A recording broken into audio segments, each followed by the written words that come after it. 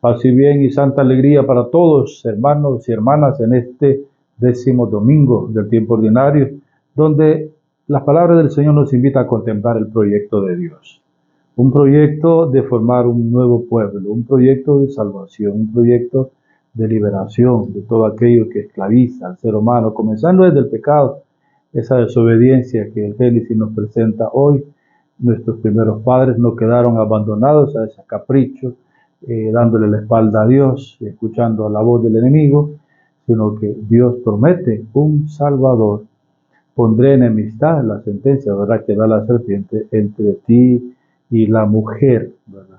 Ella y su descendencia, para nosotros es la Virgen María y su Hijo Cristo, te aplastarán la cabeza y tú intentarás morderle el talón. Ese proyecto, pues, que después se hará realidad, ¿verdad?, por el sí de la Virgen. Si por la desobediencia de Eva entró el pecado al mundo, por la obediencia de María entró la salvación y se han cumplido todas esas promesas de redención que han nutrido la esperanza de Israel. Por eso decimos el proyecto de salvación. Entonces, que María pues lo acoge, ella, digamos, lo recibe, escucha, obedece y se pone al servicio.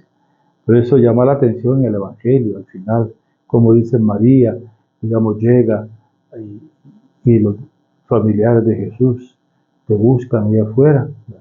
Y Jesús dice, ¿quiénes son mis hermanos? ¿Quién es mi madre y mis hermanos? Aquellos que escuchan mi palabra y la cumplen. Más claro no puede verse. Pero este plan de salvación, imagínense ustedes, este reino de Dios iniciando. Estamos en el 3er capítulo de San Marcos. Vemos todo ese entusiasmo de Cristo anunciando el reino. Recordemos el 1er capítulo llamando a los apóstoles, curando a los endemoniados, al paralítico, y digamos curando allá a la suegra de Pedro. Y vemos las multitudes que llevan al atardecer, dice, para que sean sanados, curados, liberados, expulsados demonios. Ese entusiasmo de la gente que está en torno a Cristo, la alegría de Cristo, de sentirse con esta gente que está ahí contenta. ¿Por qué? Por fin hay alguien que les pone atención.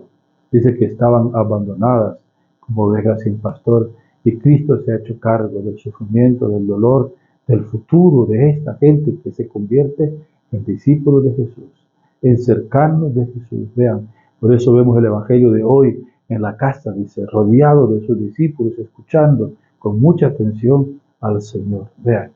Y entonces, y de repente llegan unos familiares, ¿verdad?, y que van a traer al Señor. O sea, ese entusiasmo de Jesús no lo entiende. Ese entusiasmo por la misión, porque no le quedaba tiempo ni de comer. Así nos toca muchas veces a nosotros, ni descansar ni de comer, tranquilos, por tantas actividades. Entonces, eso lo atribuían, fíjense, los familiares, la incomprensión de ellos llama mucho la atención. Llegarán de Nazaret hasta Cafarnaúm a querérselo llevar porque dicen que estaba loco. Vean ustedes. Y la locura, ya sabemos nosotros quién era el artífice para los judíos en esa mentalidad, era también el enemigo, Satanás, el que producía toda esa disturbios de personalidad, podemos decir, o locura.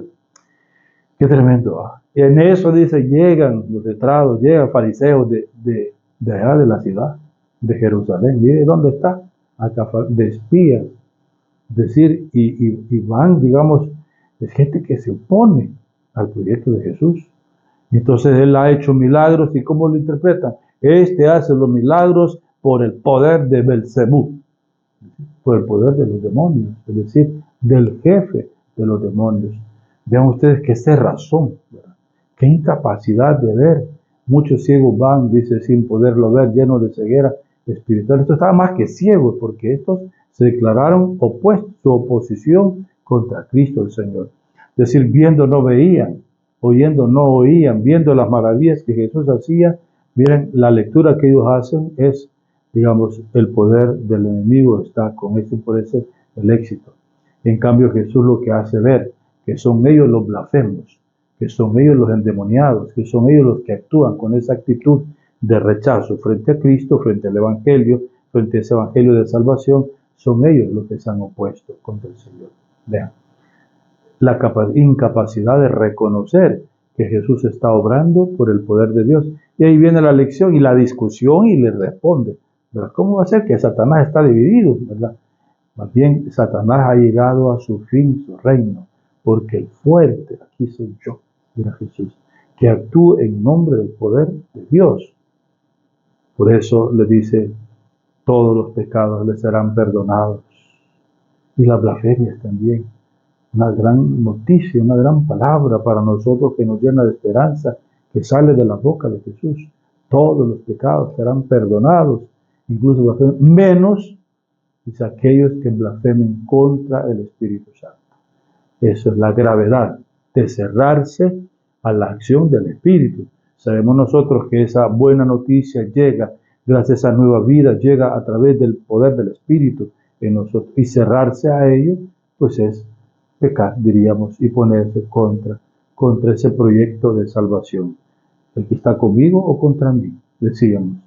La oposición, la incomprensión de sus familiares, el rechazo de Cristo, el confundir su obra como la obra de Satanás.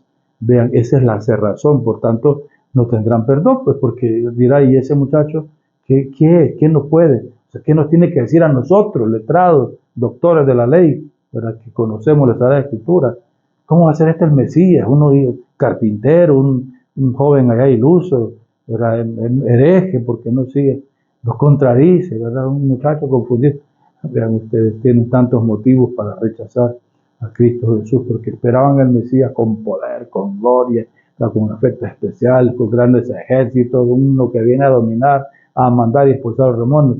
Quedaron, digamos, prácticamente frustrados sus expectativas, un mesianismo muy diverso y con una lógica muy diferente, también con la lógica del mundo, ¿verdad? De los poderes de este mundo.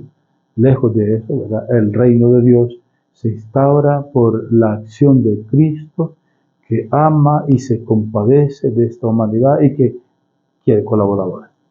Eso es el primer capítulo, ha llamado discípulos para que colaboren con él. La mies es mucha, los obreros son pocos, pueden pedir al dueño de la mies que nos envíe. Hermanos y hermanas, necesitamos pues hermanos y hermanas que vengan también como discípulos de Cristo, que escuchamos y que obedecemos al Señor. De esa manera somos la familia de Cristo, sus discípulos, como María y sus hermanos, ¿verdad? Somos hermanos de Cristo, que seguimos y colaboramos también en instaurar, en anunciar con palabras y obras que su reino está entre nosotros. Que se le bendiga. En nombre del Padre, del Hijo y del Espíritu Santo. Amén.